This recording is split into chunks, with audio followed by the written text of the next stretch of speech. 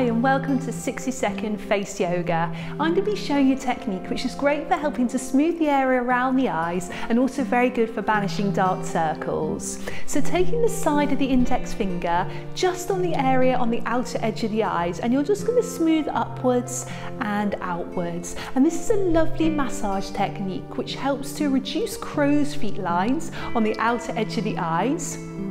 It's also very good for reducing tension in this area, so it helps to keep the muscle nice and relaxed, but also has a lifting sensation to it as well.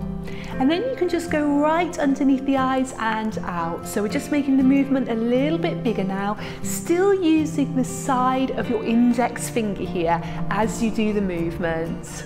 And just sweeping underneath the eyes. And then you can follow this exercise by using a really good organic concealer for under the eye area.